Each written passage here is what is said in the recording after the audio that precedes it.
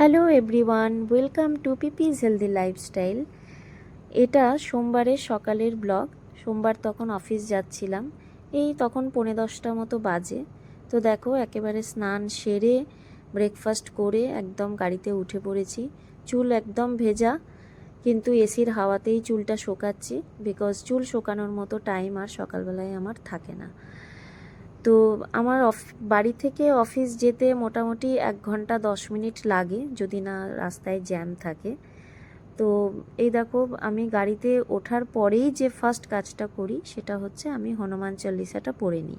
এই হনুমান চল্লিশা বইটা না আমি বেলুড় মঠ থেকে কিনেছিলাম, আর এটা আমি গাড়িতেই রেখে দিই।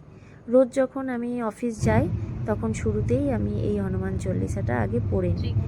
আর আমি যখন পড়ি তখন একটু জোরে জোরেই পড়ি, যাতে প্রণব শুনতে পায়।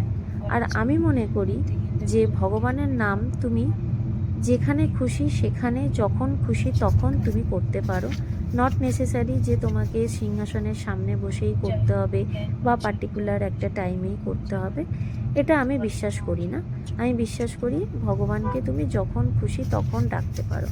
তো যেহেতু আমার সকালের দিকে একদমই টাইম হয় না, তো সেই জন্যে আমি গাড়িতে বসেই হনুমান চল্লিশাটা পড়ে নিই।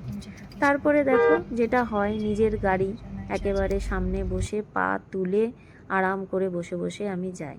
কিন্তু এর পরে আমি যে কাজটা করি সেটা খুব বাজে একটা কাজ করি। সেটা হচ্ছে সামনের সিটে বসে আমি একদম ঘুমিয়ে পড়ি।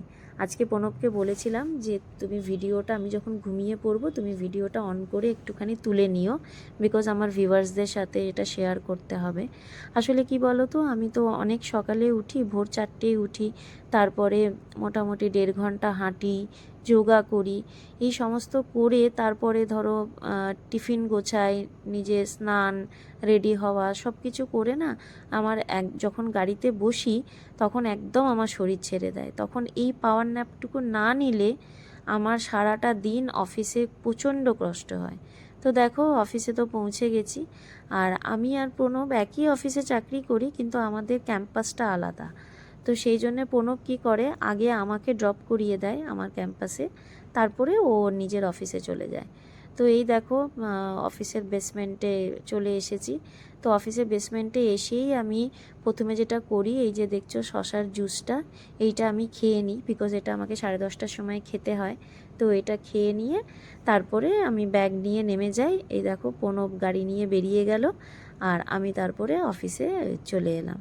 তো এটাই আমি করি অফিস যাওয়ার সময়। তো তোমাদের কেমন লাগলো জানিও। তোমরা সবাই খুব ভালো থেকো।